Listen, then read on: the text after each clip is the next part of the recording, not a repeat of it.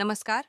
आज हम उस महान पौराणिक कथा के रहस्य को जानेंगे जिसके कारण हर वर्ष दीपावली से ठीक एक दिन पहले हम नरक चतुर्दशी या छोटी दिवाली मनाते हैं। यह कहानी है अंधेरे पर प्रकाश की विजय की और एक ऐसे वरदान की जो अंततः वरदान देने वाले की लीला से ही टूटा। बहुत समय पहले की बात है।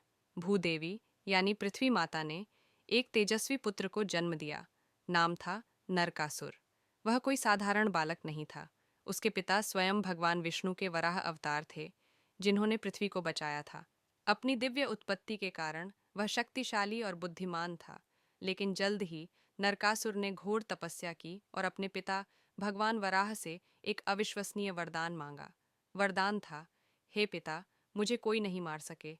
मेरी मृत्यु केवल मेरी जन्मदात्री माता भूदेवी के हाथों ही संभव हो। पिता के स्नेह और तपस्या से प्रसन्न होकर भगवान वराह ने उसे यह वरदान दे दिया। इस वरदान ने नरकासुर को मदहोश कर दिया। वह अहंकार में चूर होकर हंसा। कौन माँ अपने पुत्र को मारेगी? मैं अमर हूँ। जैसे जैसे समय बीता, नरकासुर की शक्ति बढ़ती गई और उसके हृदय में आसुरी प्रवृत्ति ने घर कर लिया। उसने पाप और अत्याचार का साम्राज्य स्थापित किया। उसने देवताओं के स्वर्ग पर तूफान की तरह हमला किया, इंद्रदेव को पराजित किया और देवताओं के सभी दिव्य आभूषण और अमृत कलश तक छीन लिया। लेकिन उसका सबसे भयानक अपराध था 16,000 से भी अधिक देवकन्याओं और राजकुमारियों को बलपूर्वक बंदी बनाकर अपने अभेद्य गढ़ प्रागज्योतिषपुर के अंधेरे महल में कैद कर लेना।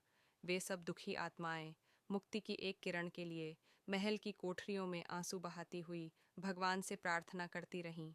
जब धरती और स्वर्ग दोनों पर त्राही त्राही मच गई, तब सभी देवता और आर्षि मुनि भय और पीड़ा से भरकर भगवान विष्णु के द्वारका अवतार योगेश्वर श्री कृष्ण के पास पहुंचे। उन्होंने विनती की, हे प्रभु, नरकासुर ने धर्म को नष्ट कर दिया है। कृपा करके इस अंधकार का अंत करें। श्री कृष्ण ने एक गंभीर लेकिन शांत मुस्कान के साथ उत्तर दिया, चिंता मत करो। जब अधर्म अपनी सीमा पार कर देता है, तब उसका अंत निश्चित होता है। श्री कृष्ण को वह गुप्त रहस्य याद था। नरकासुर का वध केवल उसकी माता ही कर सकती थी। श्री कृष्ण ने अपनी प्रिय पत्नी सत्यभामा से युद्ध में सहभागी होने को कहा। सत्यभामा स्वयं कोई साधारण रानी नहीं थी। वह कोई और नहीं, बल्कि नरकासुर की माता भूदेवी का साक्षात अवतार थीं। वे दोनों अपने तेजवान गरुड़ पर सवार होकर नरकासुर के अभेद्य गढ़ प्रागज्योतिषपुर की ओर उड़ान भरी।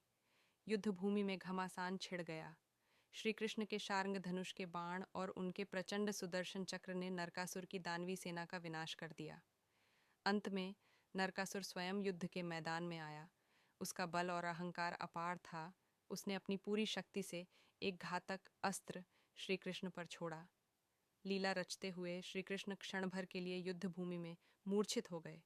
यह देखकर सत्यभामा का मातृ हृदय क्रोध और न्याय की ज्वाला से भर उठा। उन्होंने तुरंत कृष्ण का धनुष अपने हाथों में लिया और एक भी पल गंवाए बिना क्रोध से भरकर एक ऐसा तीर नरकासुर के सीने को भेदता हुआ छोड़ा जिसने उसके प्राण हर लिए। शक्ति, पाप और अत्याचार का वह पर्वत नरकासुर वहीं धड़ाम से गिर पड़ा। अंधकार समाप्त हो गया। मरते समय नरकासुर ने अपने दोनों हाथ जोड़कर श्री कृष्ण और सत्यभामा से अपनी अंतिम इच्छा व्यक्त की, हे प्रभु, मेरी मृत्यु का यह दिन, जो मेरे पापों के अंत का प्रतीक है, लोगों द्वारा शोक में नहीं बल्कि प्रकाश और आनंद से मनाया जाए। भगवान ने उसकी प्रार्थना स्वीकार की। इस प्रकार नरकासुर वध और 16,000 कन्याओं की मुक्ति की खुशी में यह दिन नरक चतुर्दशी के नाम से प्रसिद्ध हुआ, जिसे हम छोटी दिवाली कहते हैं। समापन, आशावादी और उत्सव जैसा संगीत, यह पर्व हमें सिखाता है कि सत्य और धर्म की विजय हमेशा होती है और अंधकार कितना भी घना क्यों न हो, प्रकाश उसे अवश्य भेदता है। आप सबको नरक चतुर्दशी की शुभकामनाएं।